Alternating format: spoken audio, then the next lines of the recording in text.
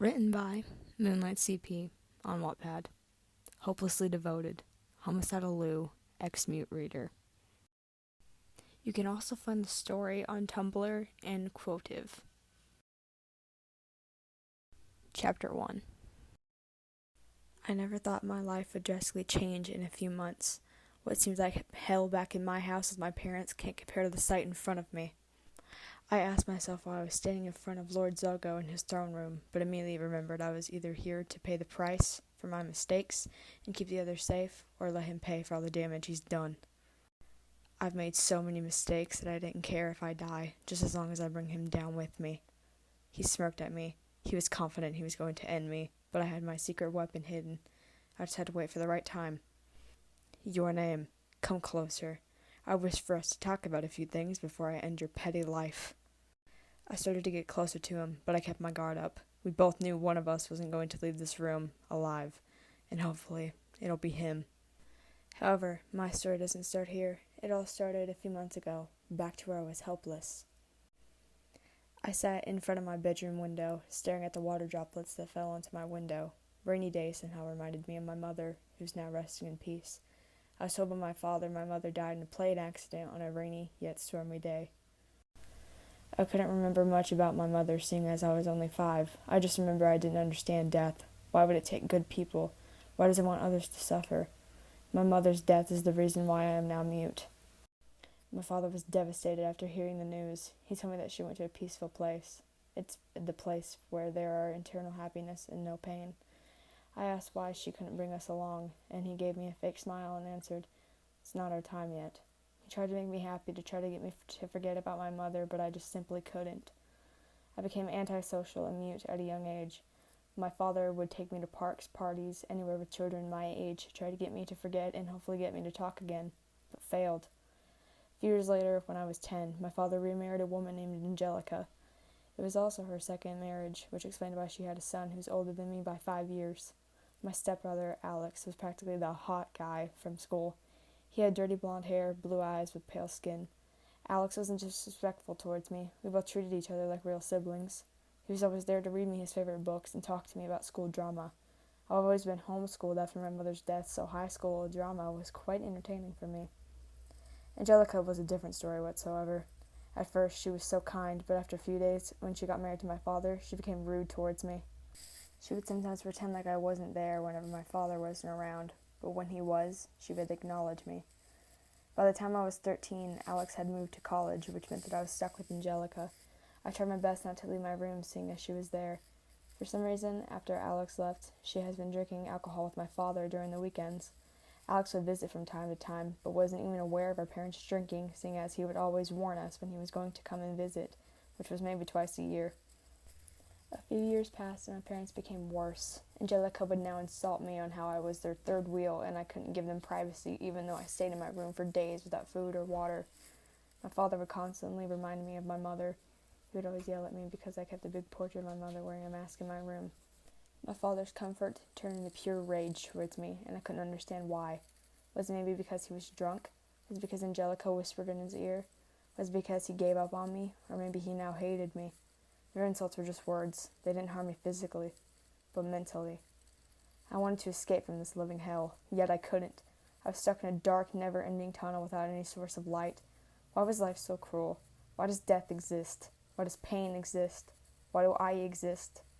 Staring at the water droplets reminds me that I was always stuck in this hell for years.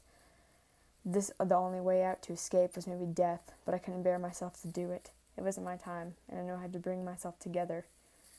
My door opened without a knock, which forced me to wipe my tears away.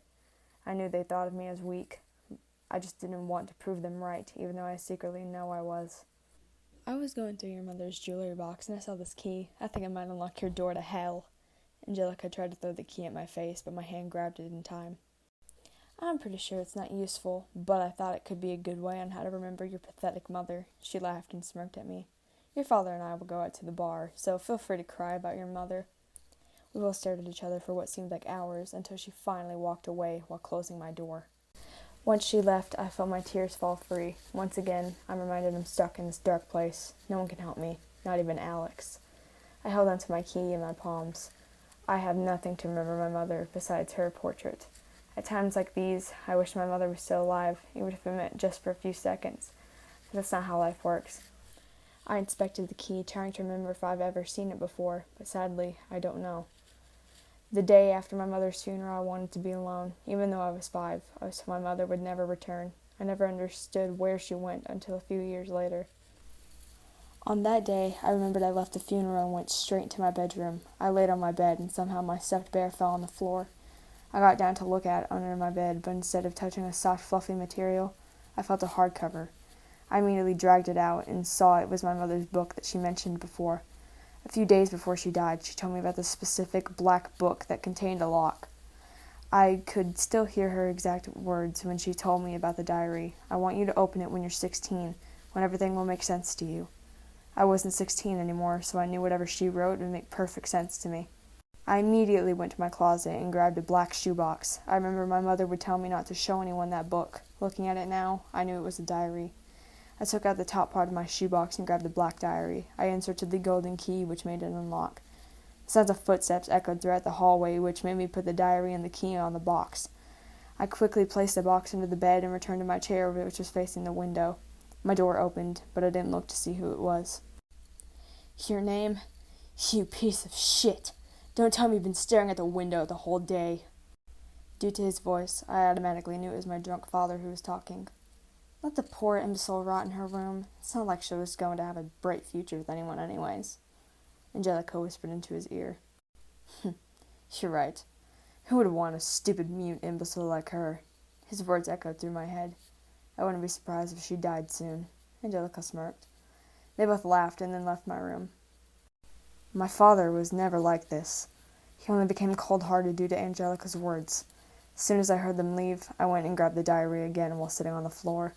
I want to learn about my mother. My knowledge of her was only limited. I got the diary out and went to the last written page. I wanted to know what her final words were, or thoughts, before she died. I had the worst nightmare ever. I was on a plane until it crashed, which led me to my death. Father name later married another woman, and she treated your name horribly. I'm so scared if the dream meant something. I've heard that dreams are warnings, but it's just a myth. I told your name what she should do if I ever left this world. She's only 5, but pretty smart girl for her age. I wrote everything that she needs to know on the last page. All my belongings are things that are important. I'm probably overreacting, but just to be sure, I'm going to leave this house in an hour or so. But I already have a bad feeling about this. But I need this if I want your name to have a bright future. So then, see you later. Mother's name. I felt tears come back again. She knew something bad was going to happen, and yet she still risked it. I heard the door open, and I didn't have the time to react. I looked towards the door and saw my father with a pocket knife in his hand. Fear started to take over my body. My father never went this far. "Your name? I've been thinking that it might be better for you to join your mother." My eyes widened in shock. I didn't know what I was supposed to do. All I know is that I couldn't die right now. Chapter 2. We both stared at each other for what seemed like minutes. He only smirked at me while I tried to keep a straight face. He slowly walked towards me, which made me freak out. Even though I knew he was drunk, I wasn't sure if I could still stand a chance of surviving this. As soon as he was about a foot away from me, I immediately kicked his leg so that he would fall. He dropped the pocket knife, in which I grabbed before he had the chance to grab it again. "You wouldn't dare to kill your only family member left." He laughed while shaking his head. I glared at him and held the knife tighter. "Imagine what your pathetic mother would think if she saw you like this." "Oh, wait, she can't, because she's dead." After he said those words, I felt something trigger inside me. All of my sadness was replaced by anger. I quickly stabbed him in the heart multiple times while closing my eyes. I didn't want to see his dead body. After a few seconds, I stopped as I was getting tired. I opened my eyes and slowly got up. I knew I had to kill Angelica, seeing as my father was already dead. I slowly walked out of my bedroom with a million thoughts in my head. I didn't know what I was doing. I just did what I felt like doing. All those years of endless torture were about to end in a few seconds. I wickedly smiled at the thought. I was about to reach towards freedom, and I wasn't planning on letting it go. I soon arrived at their shared bedroom. Before opening the door, I took a deep breath. I needed to make sure this plan wasn't going to fail. I quickly opened the door and saw that Angelica was asleep on her bed. She looked so peaceful. I hated it.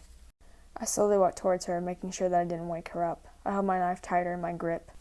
As soon as I was next to her, she slowly woke up and widened her eyes. I smirked and covered her mouth to prevent any screams. I tried to stab her, but her nails kept scratching my hand. I quickly slit her throat, and eventually her hands fell limp, and I watched her life get taken away. My sanity came back, and a realization hit me. I was now a killer, and I had to hide away the bodies. I looked towards the window and saw that it was still the afternoon. I walked towards my room and grabbed my father's dead body and placed it near Angelica's. I didn't know what I was supposed to do with their dead bodies. I looked at the window again and saw the forest was near. If luck was on my side, I could drag the bodies into the lake, and hopefully no one would see me. A knock immediately made me break out of my thoughts. Panic was all I could feel. I didn't expect anyone to knock on the door.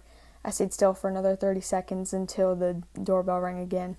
I slowly made my way towards the door, secretly wishing that whoever they were had already left.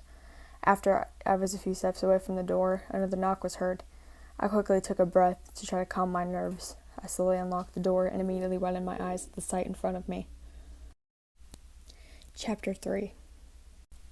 My brother gave me a huge, warm smile. "Your name. It's been such a long time since I last saw you," he exclaimed while hugging me tightly. I felt relieved knowing it was Alex and not someone else. "Where's Mom and Dad? Are they out?" he asked. I only nodded. "That's weird. We both know that they're antisocial." He laughed. "I came here because I had a day off with university. I was going to come here sooner, but I was hanging out with the guys, but now I'm here for a few hours." Don't get me wrong, I enjoyed Alex's company, but today was a bad day for him to visit. I killed their parents a few minutes ago and I had to hide their bodies. At the same time, what if I wasn't going to see him anymore? This could be the last time I see him. "Have you eaten dinner?" he asked with a concerned look. I shook my head. "We're ordering pizza then, and I'm paying for it," he stated while grabbing his phone and headed his way towards the living room. I followed him and sat next to him on the couch. We sat there in silence for a few minutes until he placed his phone away. "I've been meaning to tell you something important," he said with a nervous hint in his voice. "I'm almost done with university, and you're almost 18, so I think it might be best for you to leave this house. I'm pretty sure that this house is very toxic for you. Don't you think so?"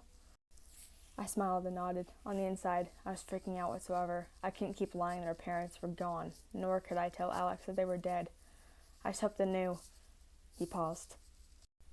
"Environment will be good for you." Alex left a few hours ago and it was around 10. I planned to bring the bodies into the car and drive to the forest before I could dump the bodies into the lake. I started to drag Angelica's body to the car. I didn't feel sympathy for her. Ever since I was little, I had a bad feeling about her. Now all those years of torment had finally come to an end. When I came to my father's body, however, it brought bittersweet memories. All of my early memories of him were so sweet, but all of those good things come to an end. Angelica's influence shaped him into a different person. I finally placed him in the back and got into the driver's seat. With just my luck, heavy rain started to pour like a cliche movie. I placed my forehead onto the steering wheel. I had to control my nerves. After a few minutes of me closing my eyes and breathing, I finally lifted my head and started the car. The forest is around 10 minutes away from where I lived, so this trip should be short. I slowly drove into the forest and spotted a lake. I parked 10 feet away from the lake and proceeded to get out of the car. I dragged their bodies until I was near the lake. I looked at the lake and looked at my reflection. My eye-color eyes looked dead. My 5-year-old self was so happy, but then everything went downhill. I couldn't help but let a tear drop onto the lake. I then heard a growl behind me. I widened my eyes and turned around, only for the sight in front of me to scare me. The creature was slowly making its way towards me. I noticed that it looked like a bald human, but with claws. We both stared at each other without moving for what seemed like a minute, until I sprinted towards the car, leaving Angelica and Father's Name's bodies behind. I quickly got in and locked the door. I looked at the rearview mirror and saw it stabbing its claws into the bodies. I turned on the car and drove away. I couldn't get rid of their bodies due to the creature being there. I left the forest, wishing that the creature would do that for me. They were gone. They weren't going to come back.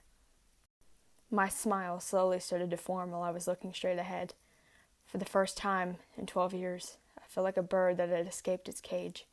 I was finally free. Chapter 4. I slowly opened my eyes due to the sun rays hitting my face. I felt some pressure off my back. Soon but slowly, memories from last night hit me. I was the only one in the house. Angelica and my dad weren't a problem anymore. I sat up and saw my mother's diary laying on the bed. I debated whether or not I should read it. I made up my mind and grabbed it. I flipped through the first page and started to read. They say your history shouldn't haunt you, but mine does. I don't regret what I was in the past, for it brought me to where I am now. I found out my husband was an alcoholic 4 months after our marriage. When I told him I was expecting, he stopped, and we became happy again. After my daughter's birth, I knew my life was perfect again. But all joys come to an end. I struggled to keep my family safe from those who wanted to hurt me. In the end, I didn't succeed, and it would cost them deeply. I flipped to the next page and found nothing. I kept turning the pages, only to see the pages blank. I then saw one of the middle pages containing the entry I read yesterday. I was confused. Why did she need the whole book if it was only 2 entries? I turned to the last page and found a sketch of the big portrait I have of her in my room. I couldn't help but think that there was something she's trying to tell me from her diary. But what? With the proxies. Slenderman assigned his proxies to check on his forest, not only to kill victims who trespassed his forest, but to make sure there wasn't anything that could cause a scene and lure more humans into the forest. As they were walking, Toby noticed 2 weird figures laying on the ground near the lake. "Hey guys, check this out," he said while pointing at them. Hoodie turned to Masky, only for him to nod. As they were getting closer, they saw the figures were 2 dead bodies. Every creepypasta knew that they shouldn't leave the dead bodies in the forest. Could it be Jeff who did this? Toby suggested. Masky turned around to see their faces. It wasn't Jeff, since they knew that they didn't have a carved smile, and no one went out killing this midnight. Should we tell Slender? Toby asked. Masky just shrugged. Slenderman could probably know who led them to their death. But deep inside, the 3 proxies knew that there was something more to it than that. The trio stood in front of their master's desk. Slender folded his hands that were rested on his desk while looking at them. "So, you 3 came to inform me that there are 2 lifeless bodies in the forest where any creepypasta could have killed them." Masky scratched behind his head. "Well, you see, you have to look at it yourself." Slender nodded while getting up. "Hoodie and Toby, could you both warn the others that once I find out who had killed them, they will be greatly punished?" Hoodie and Toby stood up and nodded, leaving the office. As soon as they left, Slender sat down. "I know you're hiding something, Masky." Masky nodded his head. "You'll find out once you see it for yourself, sir." Slender nodded while one of his tentacles touched his arm, teleporting in front of the bodies. Slenderman moved his tentacle to find a pulse to confirm that they were both dead. He kept staring at the male. "He does seem familiar, but I can't seem to place my hand on it."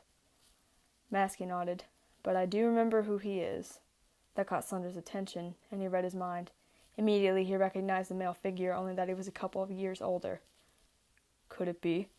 Slender asked while looking at the female figure. "That can't be her. She was much prettier than her," Masky said while pointing at the dead female. Slenderman kept staring at them. "But I do recall they had a child," he said while his tentacle was wrapping around the male's arm. "How did they die?" he asked himself.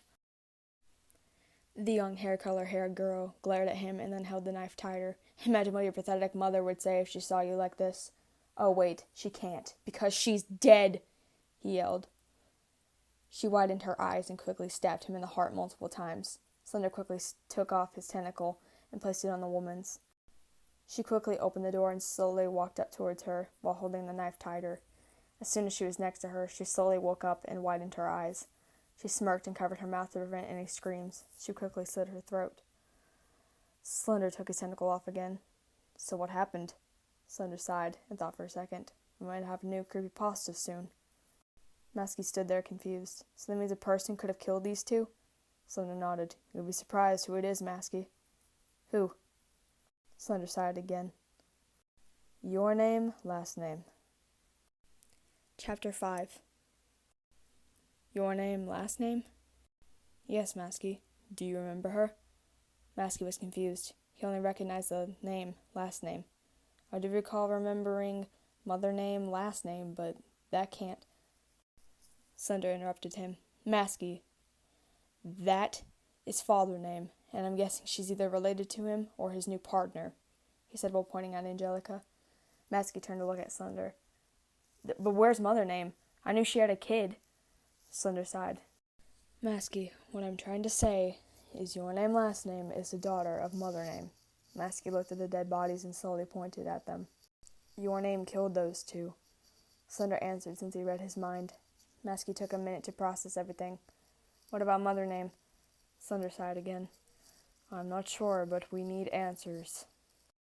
Slender announced everyone to gather around in the living room. Lou, LJ, and EJ were sitting on the couch, annoyed, while Ben, Jeff, and Sally were sitting on the floor. The three proxies were standing up, ready for whatever Slender had to say. As some of you know, Toby and Hoodie warned you if you were the one that murdered a couple in the forest, you were to be— It was Jeff! It was Ben! Enough! Slender screamed. Both Jeff and Ben were terrified at Slender's outburst. Thanks to Masky, we were able to identify a person. However, this is not the case. Jeff sighed in annoyance. Can you just skip to the part where the point is? He asked while playing with his knife. I was about to say that, Jeffrey. Anyways, we might have a new creepypasta, but I want you all to treat her well. And why should we? Jeff interrupted again.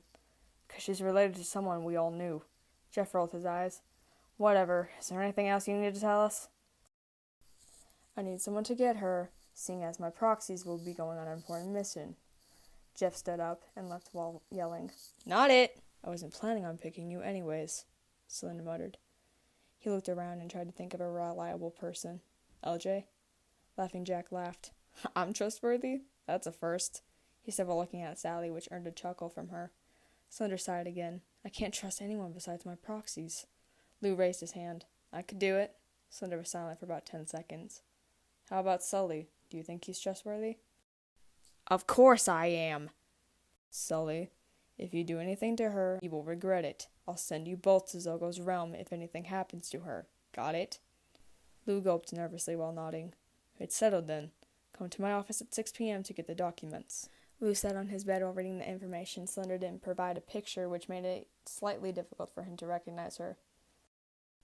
Your name, last name. Gender, female. Birthday, your birth date. Mother, mother name, last name. Father, father name, last name. Stepmother, Angelica, last name. Stepbrother, unknown. Special info, killed father and stepmother. Address, your address. He smirked. She had the guts to kill her family. He got out of his room and left the mansion. He knew this was going to be interesting. After I took a quick shower, I read the clock, and it was 8 p.m. I sat on my bed and stared at my mother's portrait. What would she think of me if she found out what I did? I then heard muffled voices. Quickly and quietly, I got the same knife I killed father name and Angelica with from the drawer and headed next to the door. Where the fuck is she? I heard the footsteps were coming closer. I took a deep breath and held my knife tighter, ready to attack whoever the person was. The doorknob was turning around, and my heart started to beat faster. The figure came inside my room, which made me pin him to the wall. The figure stood there, trying to comprehend what had just happened. My knife was almost next to his neck. Look, I'm not going to hurt you or anything. You just have to trust me, he said, raising his arms in surrender. I smirked, and slowly my knife was touching his neck. Okay, I had enough of fucking around.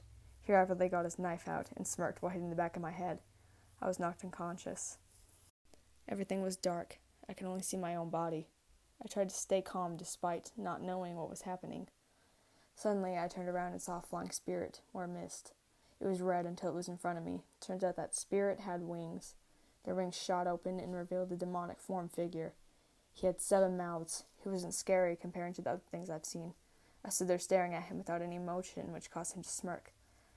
Hello, your name, last name. I'm Zelgo, or also known as he who waits behind the wall. I kept staring at him without any emotion, which caused his smirk to become wider. I'm aware that you're mute, so I'll just get to the point here. He crossed his arms, still smirking. You see, the person who knocked you out is a creepypasta. I know you don't know what that means, but to make the story shorter, they're killers. I nodded. This may be shocking to you, but they know who your mother is. Well, was. My eyes got wider, but I nodded slowly this time. Like I said, they're killers, and I'm aware your mother died in a plane accident. Am I right? I nodded again. Well, the creepypastas killed her. I widened my eyes and opened my mouth in shock. I then had the urge to kill everyone who was involved. You probably hate them as much as I do right now. But how about we form a team? I could help you talk again, so you won't be mute forever, and help you get revenge on the creepypastas with only one condition.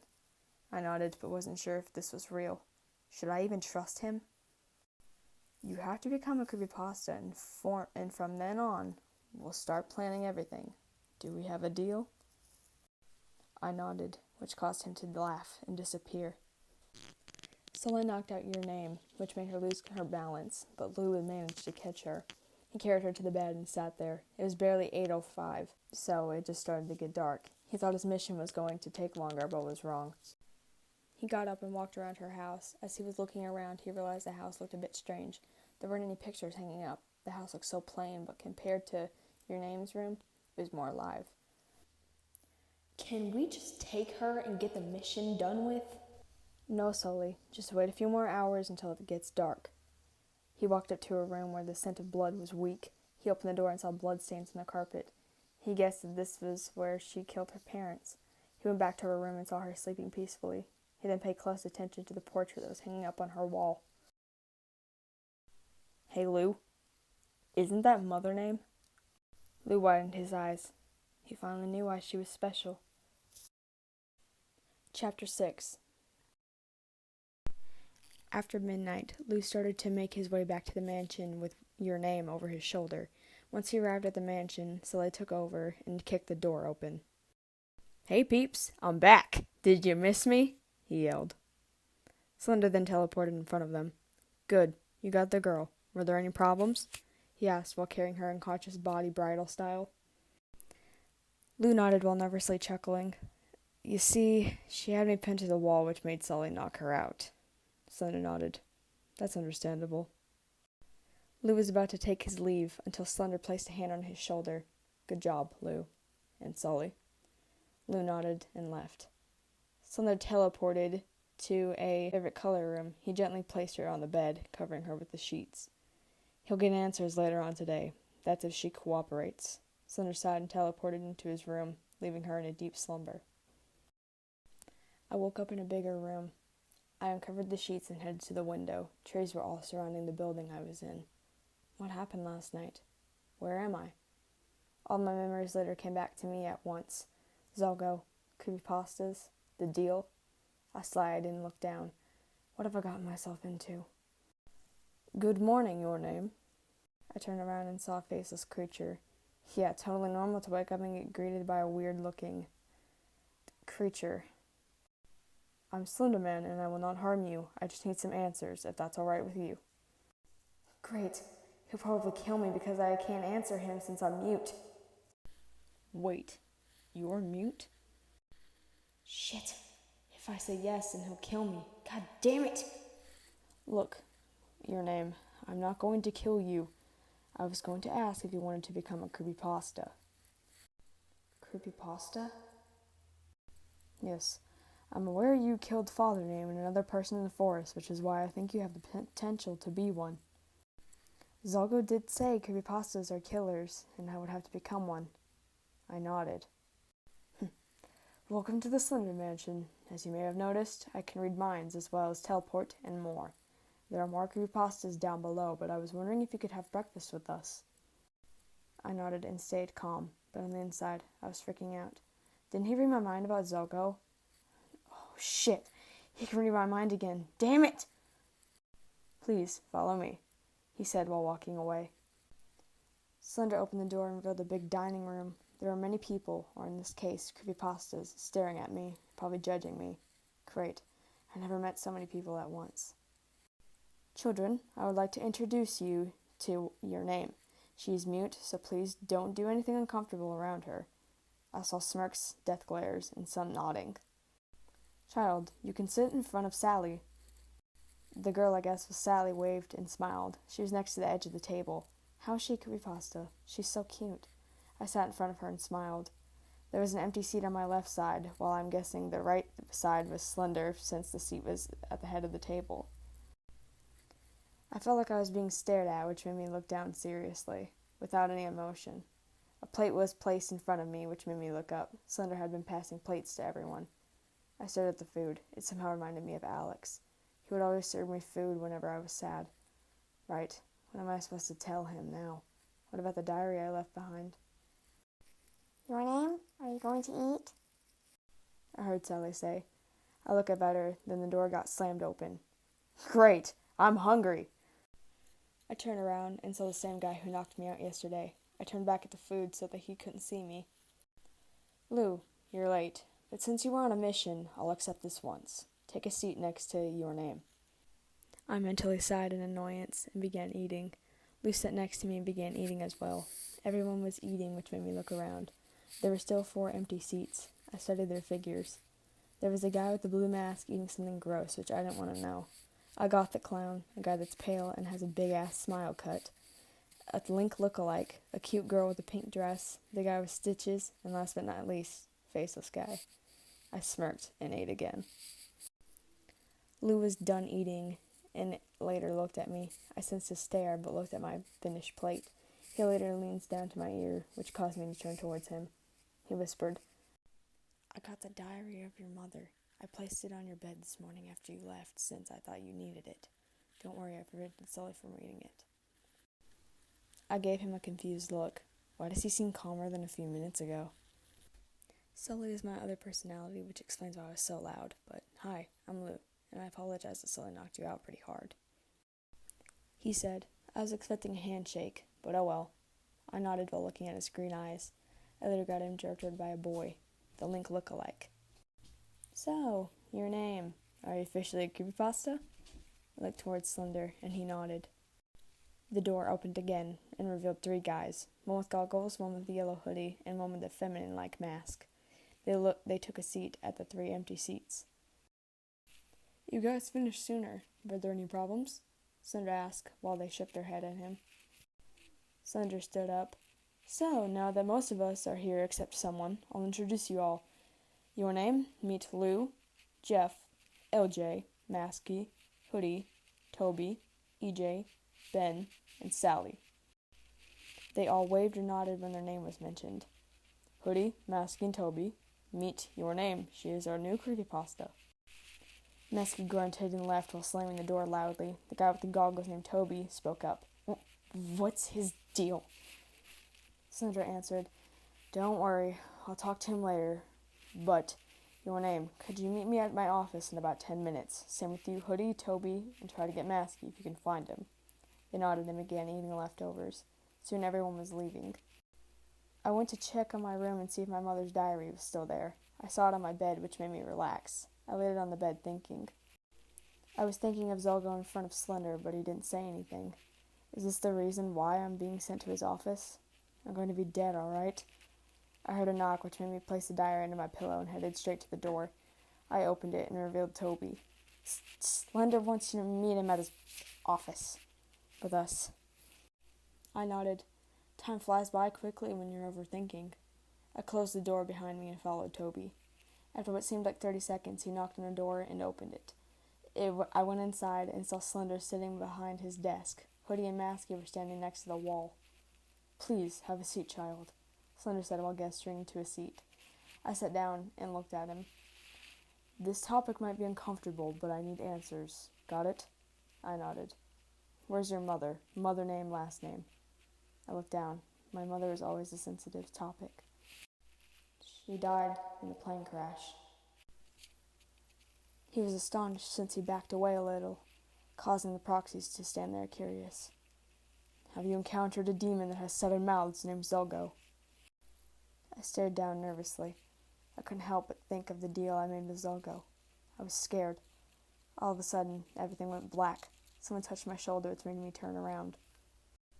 Zelgo smirked. Don't worry. Slender won't know whenever I'm on your thoughts.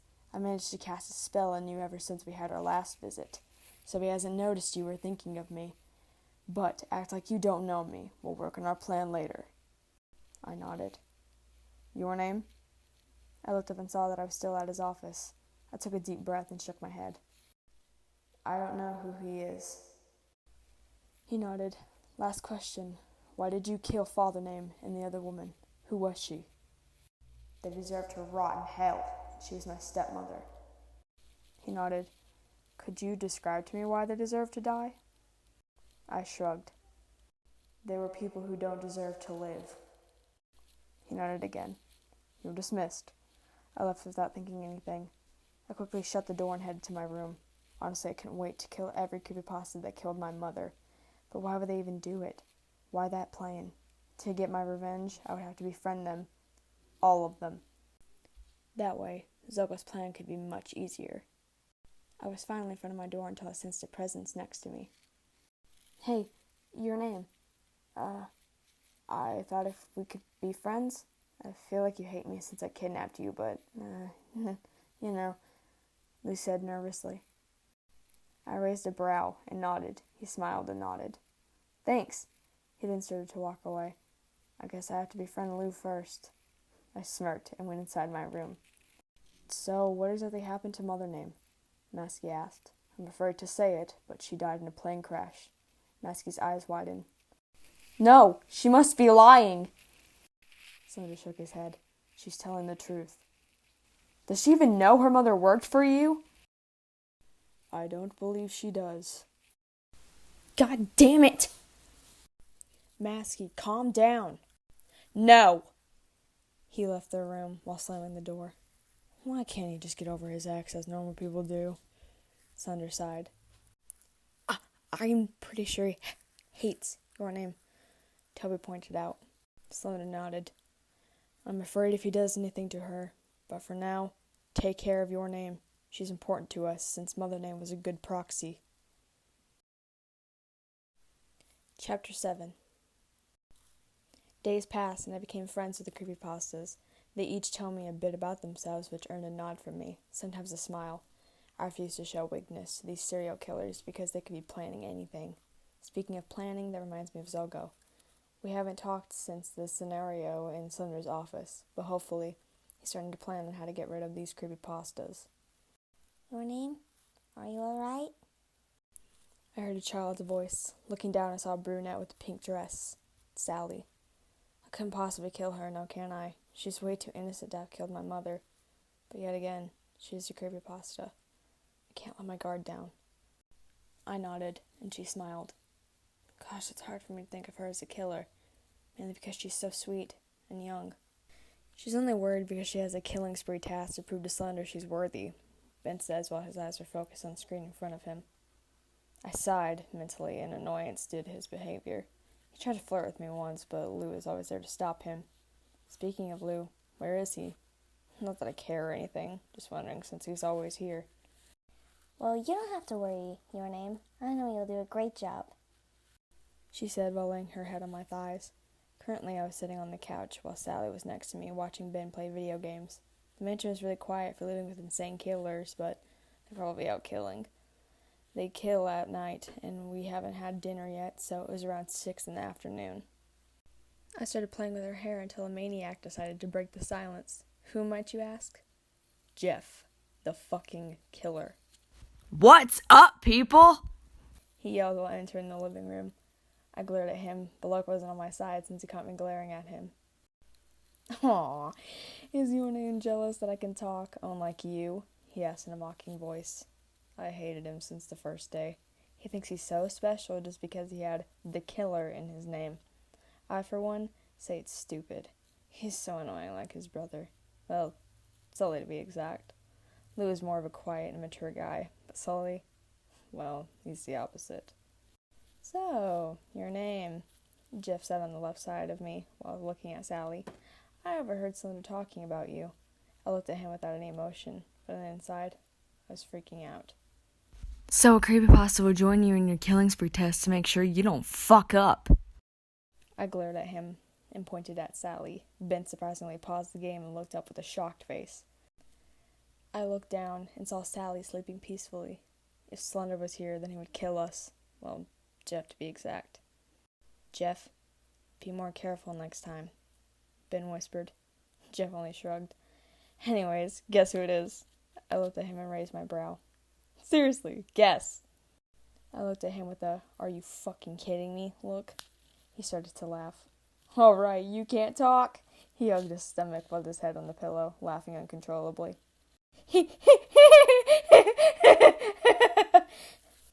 I laid Sally on the opposite side where Jeff was. Ben raised an eyebrow.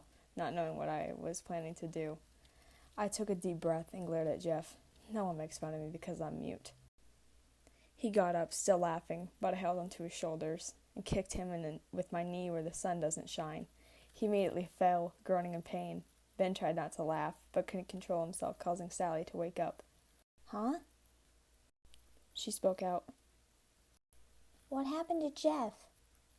I turned toward Sally and smiled, earning a smile from her too. Jeff was groaning so loud, some creepypastas came down to check out why he was yelling. Whoa, EJ said, while Lou was behind him, trying not to laugh at the scenery in front of him. Matsky, Hoodie, and Toby came down too, along with LJ. What exactly happened? Lou asked. Ben started to laugh. Your name kicked him in the balls, Ben yelled. You son of a... Jeff, LJ yelled while heading toward Sally. We have a child here. Jeff mumbled something I couldn't hear. Jeff, you deserved it for making fun of your name, Ben stated. Wait, he made fun of her? Toby asked. He did, Ben confirmed. Soon every creepypasta left chuckling about the scenario with Jeff, except Jeff himself. Ben, Lou, and Maskey. Maskey was studying me, which made me raise an eyebrow. Could I talk to you, your name? He spoke out. I looked at Ben, but he was looking at a screen while Lou was helping Jeff up. I nodded and followed him. He closed the door to the living room and took a deep breath. Who the hell do you think you are? I gave him a confused look. I mean, sure, you're mute, but that doesn't make you any special. Every creepypasta suffered, but you. You're such a fucking shitty person who doesn't even deserve to live. For Zago's sake, you don't even know your own mother's history. You aren't a creepypasta, and you aren't worthy of being one. You're a fucking mistake in this world. Why can't you see that? Huh? Why can't you just leave us alone? I felt like someone stabbed my heart. What did he mean by my mother's history? I knew I couldn't let his words sink in. Just because a person, like that too, hate me, doesn't mean the end of the world. I only smiled and shook my head, leaving him confused. I wasn't aware that I had tears in my eyes and 3 eavesdroppers who was listening to the whole conversation. Maskey's going to pay, but at the same time, thanks to him, I'm getting stronger. I'll get my revenge sooner or later. I smirked insanely, thinking of ways that I could torture him. The 3 creepypastas were astonished by what Maskey had told me your name. They all tried to keep quiet, trying to fight back their anger. Sure, they were heartless creepypastas, but they all were of our family, including your name. It was weird seeing Maskey in that kind of behavior. They heard silence, which made them even more nervous about what could be in front of them. Jeff didn't waste any time and turned the doorknob, revealing Maskey staring at the hallway. What the fuck happened? Jeff asked. Ben stood silent, wanting answers, but Lou couldn't take it anymore. He stepped in and grabbed him by the shoulders. What the fuck is wrong with you? You don't make people feel like shit, especially her. I bet she has suffered just like us. Because why do you think that she killed her parents? I went there, and it was shitty. They probably abused her, and you made her feel even worse. Why do you hate your name so much, you son of a bitch? Neither Jeff nor Ben stopped Lou since he had to get his anger out. You don't understand, and you never will. Maskey glared at Lou while getting out of his hold. Don't get into my business. You guys don't know me. He walked away without saying anything else. Should we check on your name? Ben asked. Let's make sure your name didn't do anything stupid, Lou suggested. You guys go. I'll be busy playing. The Woods brothers nodded and left Ben searching for your name. I slammed the door and threw myself onto my bed. What did he mean by my mother's history? I got up and opened the drawer. I was about to hold the diary until a demonic voice was heard. Hello, your name, Zogo said. I turned around and saw him standing next to the bed. He saw tears in my eyes and his face softened. I know what Maskey said, but don't worry. We'll kill him. I smiled and looked down. Anyways, I came here to tell you a few things. I looked up and he smiled. First of all, smile. Crying doesn't suit you. I gave him a fake smile and looked away. I need you to kill that person you're going up against to prove to Slenderman that you'll be loyal to him. After that, he'll trust you, and then we could begin our plan. I nodded.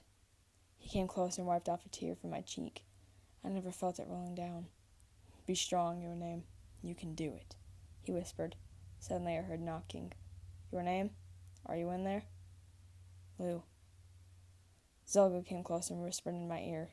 Remember, you don't know me. He leaned back, smirking. I nodded, and he teleported away. Your name? I heard Jeff call out. I took a deep breath and opened the door, revealing the Woods brothers. They both sighed, as if they weren't worried anymore. Don't listen to Maskey. He's a fucking idiot. Lou nodded. He's full of bullshit, too. You, on the other hand, are not. Jeff and I were amazed that Sully had said that. He's always grumpy and such a pervert. But now he's being kind.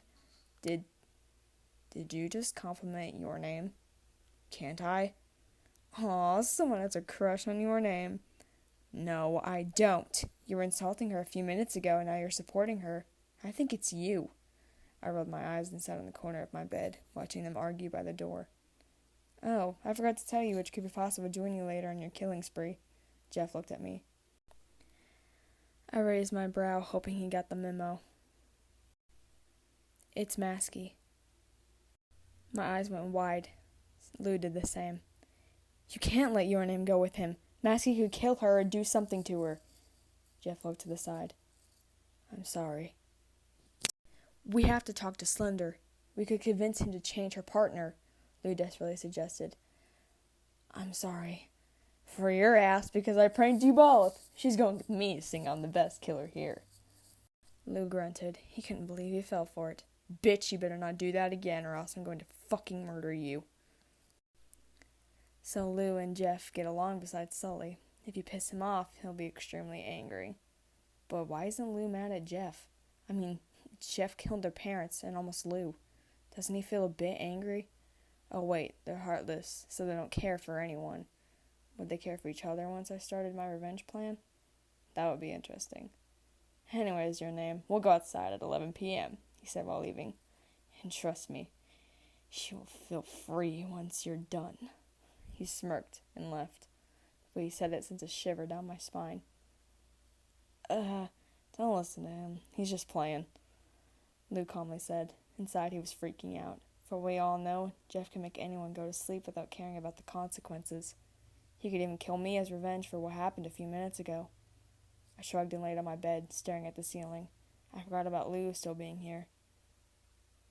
So, I'm gonna go, he awkwardly said, while closing the door. I smiled. His awkwardness is really... Can't think of that. He could have been involved in my mother's death. Speaking of my mother, Maskey did mention something about her. How does he even know her? Unless... My eyes went wide. That means he was involved in my mother's death.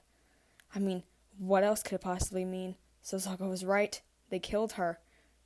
I started to rub my forehead. Soon I would have to kill someone just to be worthy to become one of them. This is so stupid, but at the same time, so worth it.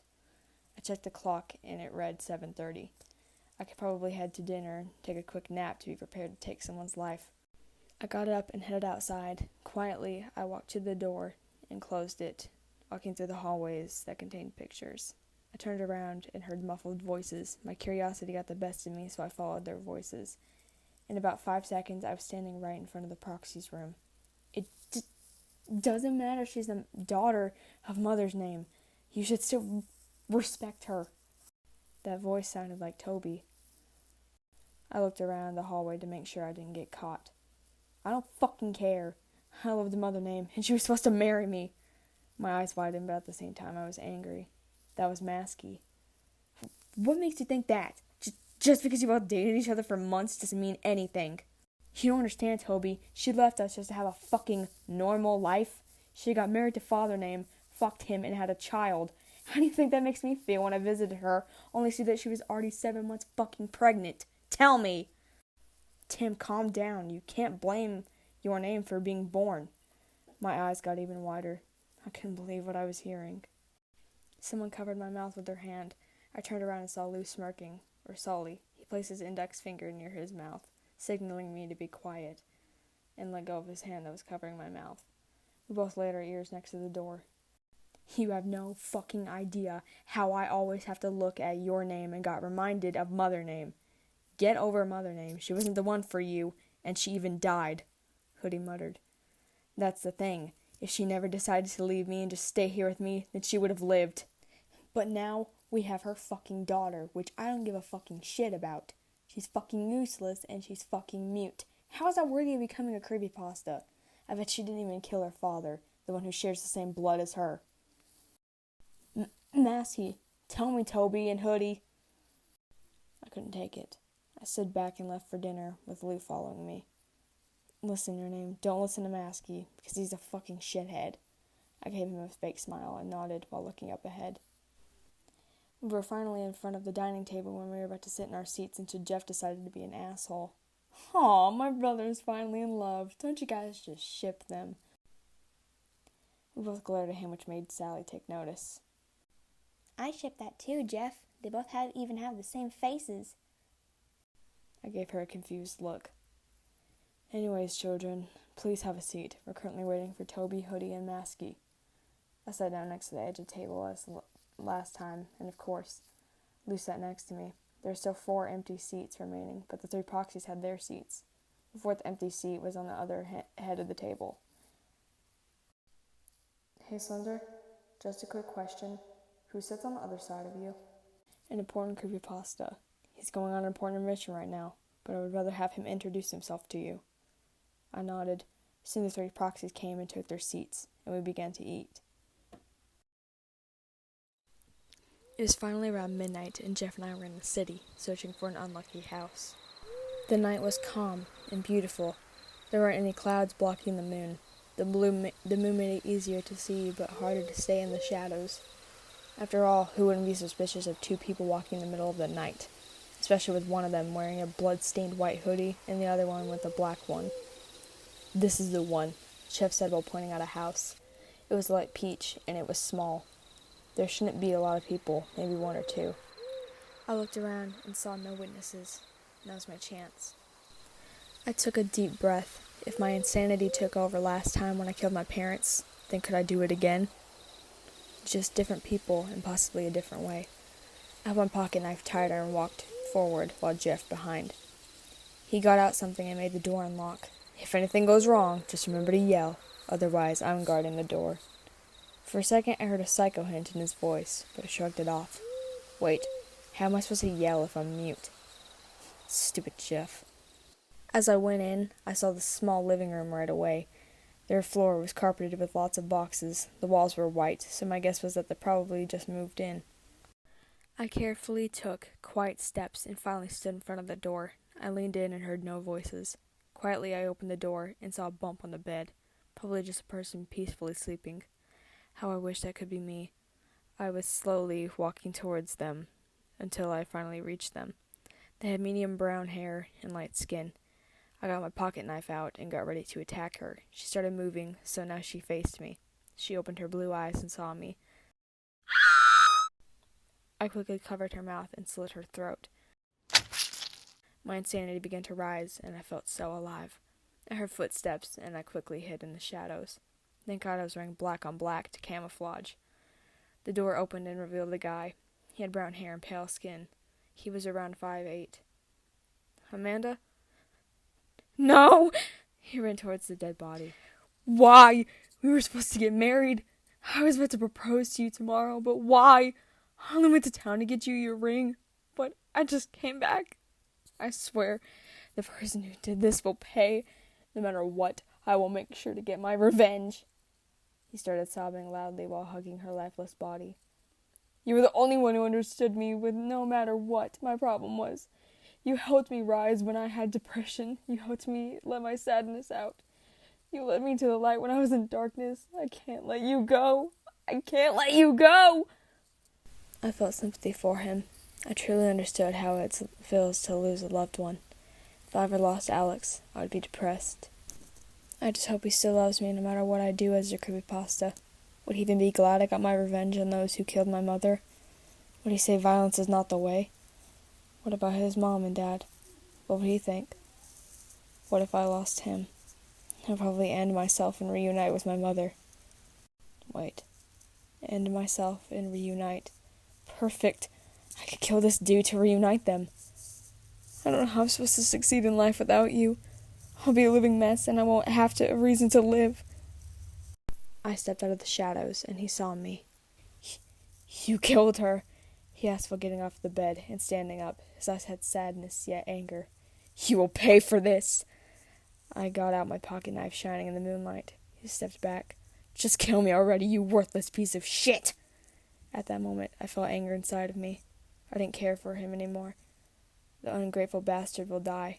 I walked closer, but got ready if he tried anything. Just so you know, you're the fucking devil who deserves to rot in hell. I glared at him, stabbing him on the right side of his chest, the opposite side where his heart was. He fell.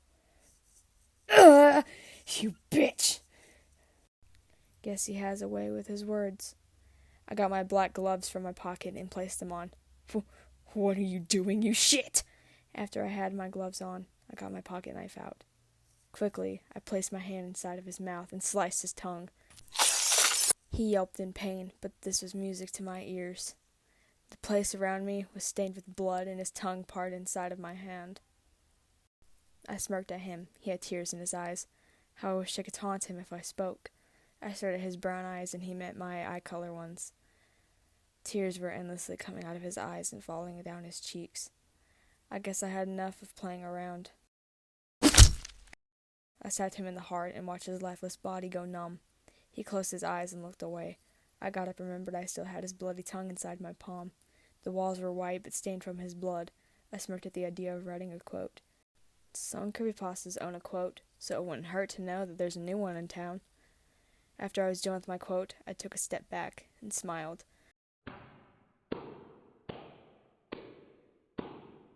I heard clapping, which made me look around. Jeff. Wait, this unlucky bastard did say he just came from the town. So where the fuck was my door watcher, aka Jeff the retard? I put people on mute. So creative, your name. So creative. I raised a brow at him and got my phone out.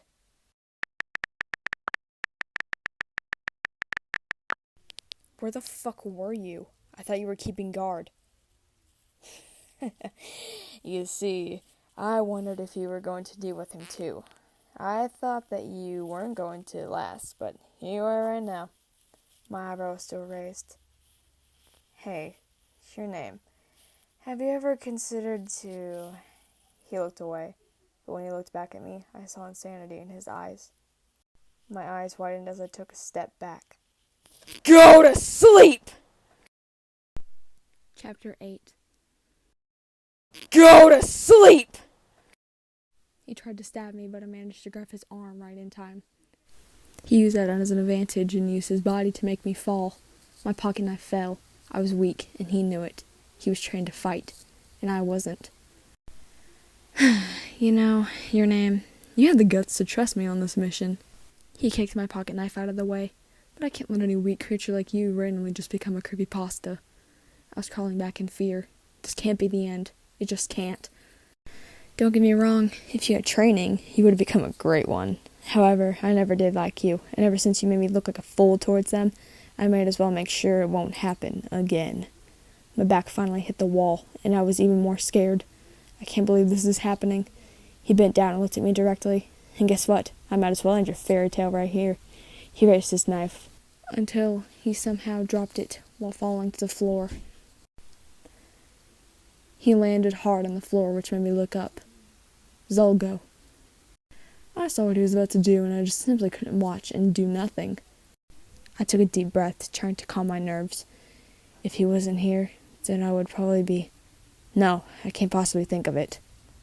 I'm aware of how they are heartless, but you need to be more careful next time. You can't just trust them right away. That's why they're dangerous. I looked down and tried to think if it's even worth it. I already got yelled at and almost got killed just to have my revenge. Is it worth it? Of course it is. Stop being stupid, your name. You vowed you'll kill anyone who was involved in her death. Zolgo looked behind as if he was searching for something. I have to go. Another creepypasta is here. He looked down at Jeff. Just say that guy hid him because Jeff was being a retard, so you had to save him. I nodded, and he left. I got up and got ready to face whoever this person might be. A brunette-haired boy with stitches appeared. Lou. Your name? What happened to Jeff? He quickly ran next to him and checked his pulse. I got my phone out and typed.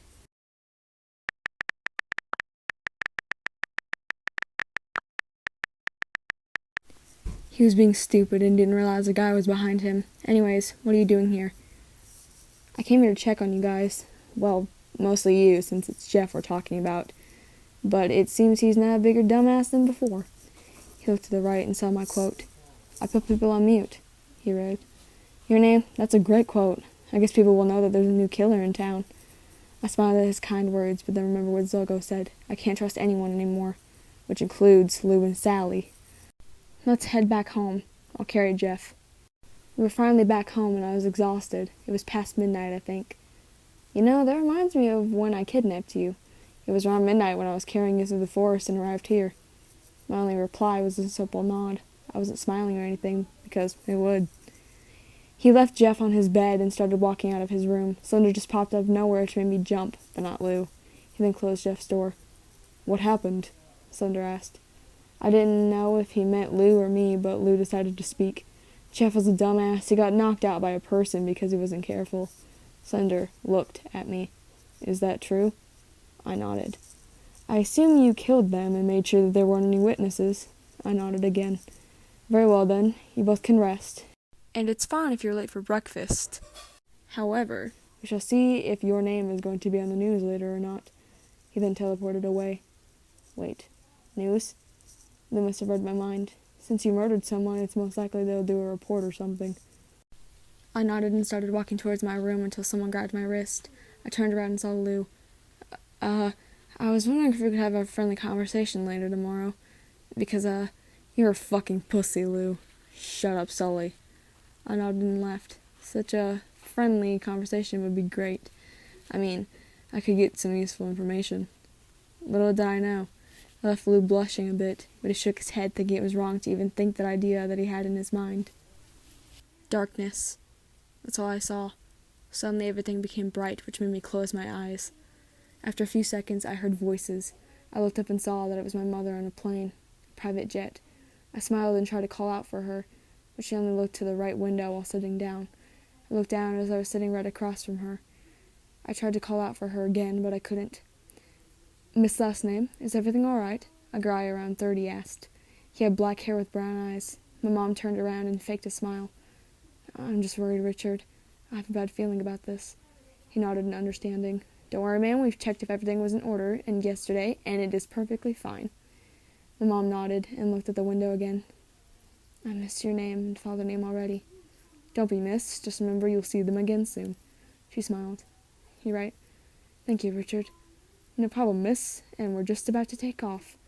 I tried to get up, but couldn't. I can't let her die. I tried to yell, but nothing came out. Tears were falling from my eyes, unable to do anything against this. Mom! Then suddenly, everything faded, and I was in front of the plane. I saw people getting off of it. My eyes widened at the sight of them. Every creepypasta was there laughing. I ran towards them, finally hearing their conversation. That'll teach her not to abandon us, Jeff yelled. Wait, abandon? All right. Masky said that she had left them for a normal life. Hold on. My mom was a creepypasta. That's when the realization hit me. I face-palmed myself for being such an idiot and not realizing sooner, even though it was so damn obvious. You know what's better? She has a daughter. We can make her join us and then kill her, Lou suggested. My eyes widened again, unable to believe that this was happening. Good idea. They'll be devastated once they hear that she had been in a plane crash and they didn't know that we were involved in this, Masty said. How long will it fly until it'll crash, Ben? Jeff asked. When she's above sea level, Ben replied. Everyone started laughing like psychos. The more they laughed, the angrier I felt. I later saw a black and red mist heading towards them. Could it possibly be him? The horns and wings appeared. Zalgo spread his wings and arms to reveal himself and ended this nightmare. Now everything was white. Zalgo was in front of me, staring into my eyes, while my eyes were at his. I apologize for that nightmare, but I wanted you to see what exactly happened in the past. I couldn't watch you suffer, which is why I ended it there. I just nodded. Right now, we have to learn what's their weaknesses. I need you to become close with someone, for example, Lou. I'm aware Masky and Jeff will be terrible decisions, but don't worry. Soon they'll pay for everything they've done. That reminds me, Slender has a book that talks about every creepypasta, and that will include their weaknesses, including his. We should use that as an advantage and finally get our revenge. I smirked, and he nodded, ending the stream. I woke up in my room breathing heavily. I looked around and saw that I was in my room. I turned around and read the clock. 8:10. I got up and made my bed. I changed into my new clothes and headed downstairs to eat breakfast. Does this mean I passed a test or whatever to prove that I'm worthy? Slender didn't mention anything. Somehow I wasn't hungry anymore, and I decided to go to the living room. As I entered, I saw everyone either sitting down on the couch or on the floor focusing on the screen. There's a new killer in town. They murdered a couple with a woman named Amanda, had her throat slit open, while the male named Jack was stabbed on the right side of his heart with his tongue torn apart. Police are trying to figure out who could have done this, but this person did leave a message saying I put people on mute. Now, the weather... I turned around and saw everyone staring at me, either smirking or judging. Your name! Sally ran to me and hugged my legs. That was so awesome! Yeah, it surely was awesome because I don't remember anything, Joe sarcastically yelled. Does he remember that part where he tried to kill me? Idiot. That's because the guy named Jack knocked you out for being selfish and letting your pride get the best of you. I turned towards the owner of the voice. It was Lou. I thought he was sleeping since we arrived late. Well, I don't care. You should, Jeff. Stop being an idiot and listen to your brother for once. You can't make me. Try me, bitch. The Woods brothers were arguing, but I then noticed Sally tugging my sleeve. I widened my eyes as I realized she heard Sully cuss. Your name? Can we eat breakfast? I want to ask you a few questions. I nodded and started heading towards the dining room. Questions? I can't trust her, as Ogo said. You never know if they're using her to get information out of me or something. Once I was inside the dining room, I saw food choice, so I decided to get 2 plates and place it on my plate along with hers. As usual, Sally sat in front of me, smiling. I grabbed my phone from my pocket and placed it on the table, ready for whatever she had to say. Your name? What does bitch mean? My eyes widened. Curse you, Sully. I quickly typed. It's a bad word. Don't ever say it. She nodded. Okay, next question. Do you like Lou? As a friend? She shook her head. No, I mean love, like kissing and hugging. I quickly shook my head. I can't fall in love with my enemy, especially Sully. He's so annoying and there's no way I can. I still think you guys make a good couple. I raised my brow. You came to the mansion because of him? Plus you guys are always hanging out like yesterday. We don't hang out every day. He only caught me listening to Masky's conversation with Toby yesterday. I only smiled and shook my head. We were peacefully eating until Masky decided to go inside the dining room and ruin our peaceful breakfast. We both stared at each other for what seemed like forever. Sally took note of this and decided to break the dark aura. Masky, don't you think that your name is amazing? Her quote is, I put people on mute. That's awesome! Masky muttered, whatever, and went to his side where he began to eat. Slender decided to be a stalker, like always, and pop out of nowhere. I, for one, say that was an amazing job. I want to thank you for saving Jeff from getting caught from those mortals. But it appears he doesn't remember anything, which I guess he got knocked out pretty hard. I only nodded. Your name. I recall you asked me about the empty seat, and you figured it was someone important, right? I nodded again. Well, he's done with his mission, and he's quite eager to meet you now since he saw the latest news. Can you follow me to my office? I stood up and followed him outside his office. Let me just alert him you're here. I nodded and waited out of the hallway for a minute until I heard a, come in. I turned the doorknob and looked up, unable to believe who that person was. Chapter 9. Right in front of me stood a blond boy, blue eyes with bags under them. He was wearing black pants, a black hoodie, and he was carrying a black mouth mask. He looked more dreadful than the last time I saw him. Right in front of me stood Alex, my brother. Your name?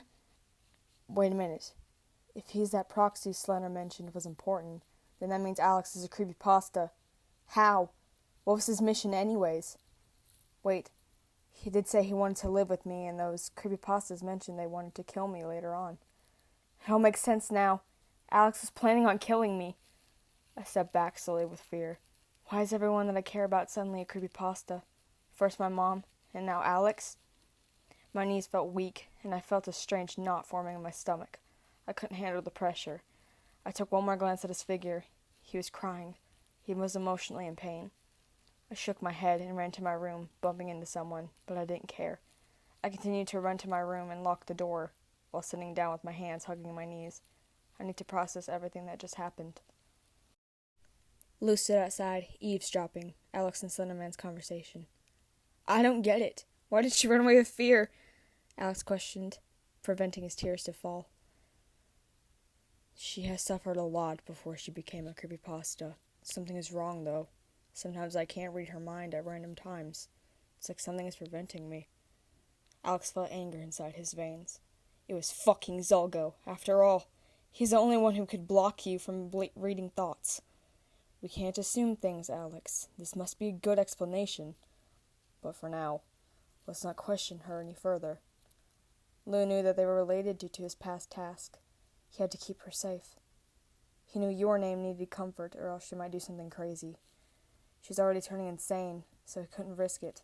Quietly, he walked up to her room. He was finally behind the favorite color door. Taking a deep breath, he knocked. Your name? He called out. He didn't expect an answer, but he hoped that she would open the door. Your name? He called out again. Look, your name. I've heard about your problem with Alex, but let him explain. He probably has a good reason for why he hid his identity of being a pasta. I know how you feel right now. I know how it feels to be betrayed by someone special, especially someone close to you, like your brother. Trust me when I tell you, if you give him a chance to tell you how he feels, because he sounded so hurt after you left. Of course you were too hurt to notice, and I don't blame you. Please open the door for me. I need to talk to you. He smirked. Plus, you said we were supposed to hang out today. After a few seconds, he heard a clicking noise, and the door was opened by your name. She got him by surprise by hugging him, which he returned to. Finally, there was a moment where Sully had his mouth shut. Zuggo was sitting in his throne, observing your name like always. A giant orb revealed the girl communicating with Lou, who was sitting on her bed. He wasn't just stalking her. He's making sure everything was going smoothly. He wants to make sure his toy won't get broken. Not that he cares or anything, but he felt the need to protect her. It didn't seem right to care or protect the daughter of Mother Name, but still, he felt strange, whether she got hurt by someone or when she was alone. He smirked how his plan is going smoothly as he expected. He managed to gain her trust. The daughter of Mother Name. She was so foolish to trust a demon, but he's glad she did. The next part of the plan is to locate that book, the book that talks about every creepypasta's weaknesses. He can already taste his victory. The only question is what he will do to your name after he has taken over. Sure, he can kill her, but he can also use her as a proxy, something her mother should have been ages ago. If your name turns even more insane, there won't be anything that could stop her from getting her revenge. Currently, Lou was telling me about his past, which made me think if he's only saying this because he wants to gain my trust and then kill me when I least expect it. I only agreed since I want to know their weaknesses. And we've been close ever since then. I nodded and smiled. Listen, your name. I heard your brother. I shook my head and typed on my phone. Stepbrother. He nodded. Well, like I was saying, just give him a chance to explain himself. I shrugged. His explanation better be good. I was in front of the plane again, and I saw people getting off of it. My eyes widened at the sight of them. Why am I having the same dream again? All of a sudden, we were in the forest. The pastas were walking to the mansion while I was behind them. That'll teach her not to abandon us, Jeff yelled. You know what's better? She has a daughter. We can make her join us, and then kill her, Lou suggested. I tried searching for Alex, but he wasn't there. Now that I'm thinking about it, he wasn't in my last dream either. My eyes widened. Maybe he didn't play a role in my mother's death. Everything went white after I had that thought. I looked around and saw someone with a white knee-high dress. Looking closely, I realized that it was my mother. Tears started to escape from my eyes. I ran towards her, trying to reach her, but she was fading away. Everything turned black, and I knew Zelgo would make a dramatic entry again. Was he in control of my dreams? Last time he kind of sounded like he could, but why did he end my dream of my mother, and why did I have the same dream? Speaking of the devil, he appeared in front of me while smirking. Why the fuck did you end my dream with my mother? He must have read my thoughts because he replied, I had to, or else it would have become a nightmare. I looked into his eyes, not believing what he said. Was he being honest? Anyways, I came to tell you Slender will be having a killing spree in the forest tomorrow morning, and many creepypastas will still be asleep by 7 a.m., which means you have the chance to grab that book from his office. It should look ancient, and it must be placed somewhere safe. But I know if you search hard enough, you should find it. Why can't you do it? I can't go inside the mansion, or else he'll know. Wasn't he in my room when I was crying? I have to go, but we're so close to killing them. Isn't this great? I slowly nodded. Keep that motivation going, your name. You don't want to lose it in the last minute when we're so close to victory. We both smiled towards each other, and soon everything started to fade again. I woke up again, and the clock read 7:28 p.m. I must have been exhausted since I took a long nap. I kind of wanted to eat dinner, but at the same time, I didn't. I started to head to the dining room, but I realized everyone must be there already since the mansion was pretty quiet. I pulled the doors open, and I saw everyone focus on Alex. Why is he so special? Lou took notice of my presence and smiled. I smiled back. Sully turned her head and saw me. She smiled and yelled out, Your name! This took the attention of everyone, and they all looked at me, including Alex. I took a deep breath and sat on my seat. Being the center of attention gave me anxiety. I see you look better, Lou whispered. I raised my eyebrow. Sorry, that came out wrong. I meant you look way happier. Sweet cheeks. Shut up, Sully. I laughed and looked at my food. It was food choice. So, Alex, did you find Zelgo's helper? Ben asked. No, I haven't. I looked through the files in Hometown, and I still can't find the person being manipulated by Zelgo. Whoa, whoa, whoa. How do you guys know that a stupid person is helping him out? Jeff asked. He warned me a long time ago that he would use a human that will kill all of us and cause the world to be under his control. Slender answered him. I was still staring at my food with hatred. They're probably lying. Zelgo did say I can't lose my motivation, so I mustn't lose it. While I was eating my food with disgust, I felt someone's eyes on me, which made me feel even more uncomfortable. I pulled my chair back and stood up. I'm sorry, but I'm not feeling too well. I'm going to bed. I mentally told Slender while leaving, I can't let that get to me. This might be one of their last meals. I smirked. I felt insanity taking over. The screams will be music to my ears, and the reactions will be rewarding. I can't wait to see them, defenseless. I was in my room as I closed the door. I only need to wake up early and fetch that book so that they'll pay. A single plan, but there are risks. Hopefully, I'll wake up early in the morning. I laid in bed thinking about how the future might look once I get this done. I closed my eyes and quickly fell asleep. Chapter 10. I woke up at 7 in the morning and I was so exhausted. I got out of bed and decided to wear black on black. I went to the bathroom to splash some water on my face until I saw myself. I had bags with dark circles. All of a sudden, Zelgo's plan hit me. Shit. I started walking towards my door to the hallway, but I realized I didn't exactly have a plan to sneak into his office. I mentally cursed at myself and started walking to Slender's office. Once I was in front of his door, something made me stop. I felt like I was being watched. As I turned my head to the left, I saw Masky standing there in the middle of the hallway. Don't even bother to knock. He isn't here right now. I nodded and walked back. I need Masky to leave for me to get into Slender's office. Why do you need him anyway? I stopped walking and turned towards him. I only shook my head and proceeded to walk away. He grabbed my arm forcefully and stared into my eye-color orbs. I had an annoyed look, which made him angry. Look, I'm not sorry for what I said earlier. Not that I care or anything, but if you must be reminded, then I shall remind you that you aren't special here. We are all killers, and we don't have any strong emotions such as sensitivity. So stop being a whiny bitch and get over your issue with your brother. Trust me, talking to Slender won't help you at all. He let go of my arm and left, walking the opposite way. Honestly, his words didn't affect me. Finally, he was out of sight, and I knew I had to act fast. I twisted the doorknob, and surprisingly, it was open. Something was wrong, though. I felt a strange feeling, but I couldn't describe it. I turned around both sides, but no one was in the hallway, so I opened the door and got in. The office was empty, which made me feel a little bit better. Quietly, I closed the door and looked around his office. He had stacks of paper on his desk with 2 chairs facing the table. It was such a neat office for a killer like him. I walked around and saw a bookshelf stacked with books. This is going to be a bitch to find, I thought. Looking around, I saw different types of books, but nothing stood out for me, until one golden one caught my attention. I reached out for it, but I realized that the cover was blank. No title. Just blank. As I flipped through the first page, I felt someone was watching me, or just a strange feeling. I turned around and no one was around. I flipped a few pages until I saw a picture of Jeff. Wait, he didn't have his carved smile, which means that this was his usual self before he became insane. I panicked a bit. Why am I scared all of a sudden? Maybe my instinct knew what was written on the last page, but I didn't want to believe it. Your name, last name. Age 17. Notes, mute due to her past, had an abusive dad, killed her dad and stepmother. Looking below, I read weaknesses. I stopped.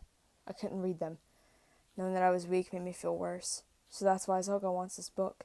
He wants to attack them by their weaknesses. But why would Slender have this? Not to mention how he managed to get this type of information. It doesn't make any sense. I was flipping through the first pages to find my mom, but something made me turn around and hit my back to the wall and drop the book. I opened my eyes and saw Slender. He didn't have a face, but I could tell that he was angry. The air was tense. Seconds felt like minutes, and we were both just staring at each other. Why? I couldn't bear to look at him, even though he wanted answers. I wanted to cry. I couldn't do anything, and this is all over now. I'm sorry, Mom. I failed you. Slender turned his head. Why were you looking through the book, Your Name? I couldn't think of anything. My mind was blank because I knew what would happen later on, and that's my death. He saw the page that I was going through, and I couldn't believe my eyes. For some reason, the book was open on the first page, and I saw the information he wrote about my mother. Slender took notice of me staring at the picture. For some reason, everything was calm, and I finally took a deep breath. He sighed and picked up the book with his tendril. Were you searching for information on your mother, Your Name? I only stared at his face. I was too scared to think, but for some reason, I just thought. I did. After those words came out of my mouth, my eyes widened as I realized what I had just admitted. He didn't have a face, which made me feel oblivious to his reaction. I wanted to apologize. I wanted to disappear. I wanted to die. Death wasn't a scary thought when it came to me. I think of death as a way to be free. However, I wasn't ready for it. I have to keep on fighting until the end. I stood up straight and wore an unreadable expression. I have to be strong. For some reason, I wasn't scared of him anymore. He sighed and teleported to his desk with the book placed in front of him. Child, it's rude to go through someone else's stuff. Didn't your parents teach you that? I looked down while he turned around to see my reaction. I'm sorry. I wasn't thinking, child. I turned to face him, and he already sat down. He pointed at the seat in front of him, while I nodded. I slowly made my way and sat down on one of the seats. I was a bit shocked by how we both reacted to this scenario. Child, I get that you might miss your mother, and I understand why. But due to your safety and all of the other pastas, you mustn't go through my office without permission. I could have shown you pictures of your mother without you going through my stuff. He got an album from inside a drawer and placed it in front of me while leaving the other book to the side. He flipped through the pages until my mother was shown. I looked at it, and I wanted to cry. I wanted to hug her. I wanted to tell her I missed her. She was a great proxy. I snapped out of my thoughts and looked up at him. I was aware that she was a creepypasta. I just didn't think that she was a proxy. Slender was staring at the pictures while talking. She was strong, but when she had feelings for your dad, she decided to quit. I never knew that she had you until Masky came and told me that she was expecting a baby. I nodded while looking at the picture. She looks fairly young, around her teens. She was wearing an outfit from her black hoodie, skinny jeans and Snickers, and a black mask. My eyes widened as I realized that she was wearing the same things as the portrait I have in my room. She had a knife pointing at some guy's heart. His back was against the wall, and he was crying. The picture you're looking at was her first kill. I guess that you don't know her story, do you? I shook my head. When she was just a baby, her parents left her in the woods to die. While I was going on a killing spree, I saw her there, freezing. I don't know why, but I picked her up, and for some reason felt that she had potential in her. I raised her and taught her anything that she needed to know how to survive. Eventually, she knew I wasn't her father, so I explained to her this backstory she had lived in. Instead of yelling at me and getting angry, she was wise to know I would have killed her right on the spot. A year or two later, I located her parents and she decided to kill her father. That's when I took this picture. I looked closely at her reaction and I saw her insane face. Sandra flipped the page and I saw a photo of her painting that's the same picture that I had in my room. She was an artist. A great one, I must say. I'll give you that painting, but sadly, I don't have it. The next picture got my attention. Masky and my mother were hugging. What the hell? I accidentally thought. Oh, I'm not sure if you're aware, but your mother and Masky had feelings for each other. I'm not sure why they stopped, but when they did, and after a month or so, she decided to quit. I'll have you know she was like my daughter to me, and I still can't believe she's dead, but I'm glad to have her daughter here. I stopped and realized something. Why aren't you mad at me? I thought. He read my mind and sighed. I cannot kill you since Mother Name was an important proxy to me. I understand why you're so eager to find out information about your mother, and for that I cannot blame you, nor your manners. I respect your backstory, and I must say I'm truly sorry for that. Promise me you won't do that next time. I nodded and smiled. Do you have any questions so far? Of course. I have a billion questions. But the problem is, which one will help me through this journey? I decided to ask a stupid question which he might answer no. Can I have the picture for a few days? I thought while pointing to the picture that had my mom painting that picture I had in my room. He nodded and got that picture out of the plastic and handed it to me. That picture means a lot to me, so please, take care of it. I nodded and smiled while placing it in my left hand. How long has Alex been a creepypasta, and what's his backstory? I thought. That's an interesting story, actually, and I'm not sure if I should be the one to tell you that. Personally, I think Alex should be the one to tell you everything. I nodded and stood up. He nodded and got a paper from his pile. I turned around and walked away. He sat on his throne, cursing at that stupid brat that messed up everything. He wanted power, and he's going to get it all right, whether this toy will do it or not. He smirked at the thoughts that he could torture everyone, but for some reason, whenever he thought of her, he couldn't imagine it. Why? He thought. That didn't matter anymore. Now all he cared about it is how he was going to get that power. He laughed at what her mother would think of her. Sure, he might be Lord Zelgo, but there are only 3 words that could describe him perfectly. Insane was one of them. For hell's sake, he loves to murder people. Heartless was the second. He didn't care about anybody but himself. And last, but not least, powerful. I know I'm going to regret this, I thought while staring at the black door in front of me. I took a deep breath and knocked. Who's there? Are you fucking kidding me? I was about to turn around and leave until he opened the door. Your name. Please, come in. I went inside without looking at him. Please, sit on the bed since I don't have any chairs.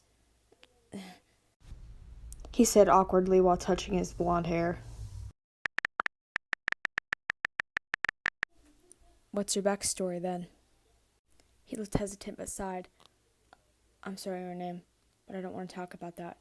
It gives me bad memories, and I'm not ready for that yet. I'm sorry, your name. He apologized. I kept staring at him until I stood up and headed towards the door. He grabbed my wrist, which made me look at it without looking at him. He held my chin up, and I looked towards his blue eyes. They showed sadness, but what shocked me was his eyes. He started crying. Please, your name. I'm truly sorry for leaving you by yourself with them, but I had no choice. You were too young to live in a place filled with serial killers. Masky was also a problem here, and I didn't know how you were going to react. I went to the house when I was going on an important mission, and I promised myself that I would take you out of this living nightmare after I was done with it. At least when we defeat Zalgo. He chuckled. I was going to kill our parents first, but you beat me to it. I never knew you had it in you, but I'm proud. He paused for a minute and later began talking. If I need to tell you my backstory just for you to gain my trust again, screw it. Just for you to understand me better and what I've lived through, then I will. You don't have to trust me like before, but please don't leave me. And just try to understand. He let go of me and stared at my eye-color eyes. Should I? Should I not? I was so confused, I didn't know what to think. I tried to think, but ended up nodding, and I hugged him. He was so shocked by my movements, but hugged me back. Alex was always there for me. Sure, he kept that secret hidden, but despite him being a creepypasta, he kept visiting me. Thank you, he said while rubbing my back. We stood there hugging as we used to when we were kids, but this time we were grown up, and we were crying. It felt peaceful.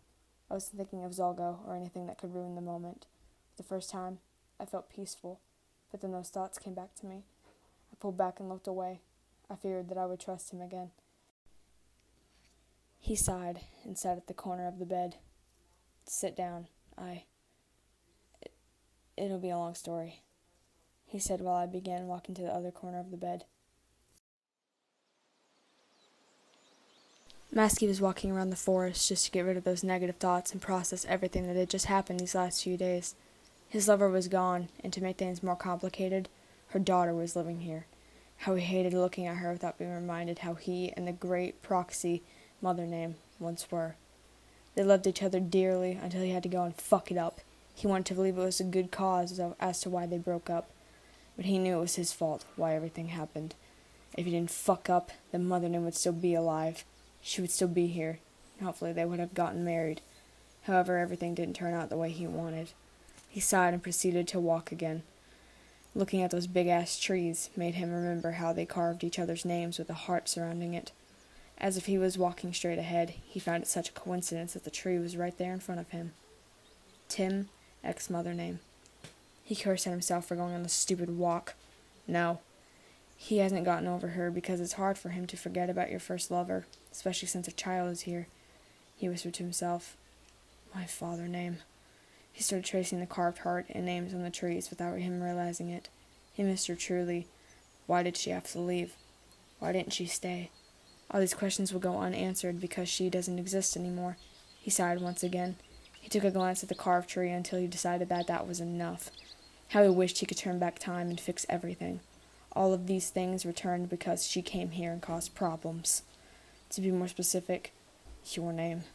How he hated her because of her DNA. He hated everything about her. Her stupid smile. How she looks. Her presence. Everything. To make things worse, she couldn't even talk. Something had to be done to eliminate her. He smirked at how she could make one stupid mistake and all of his problems could disappear. Patience is something he was taught how to have. Especially in missions, but with this idea, he couldn't wait for her to leave. When she leaves, he could kill her without Slender even knowing. He smirked wider at how intelligent he was. All he needed was a trap to make her mess up, and that's it. Simple, but clever. However, no one could help him since they all cared for her. He remembered the scene with Jeff. How your name kicked him in the balls. Jeff should hate her, shouldn't he? It didn't matter. He would do this with or without help, but it will happen. He needs time and ideas, but it could all wait until the time is perfect. He knew he would end your name. But what he didn't know was that someone special was spying on him.